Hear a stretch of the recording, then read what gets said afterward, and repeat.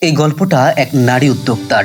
তিনি একজন সফল ব্যবসায়ী যিনি নিজের হাতে তৈরি করেন নানা পদের সুস্বাদু খাবার।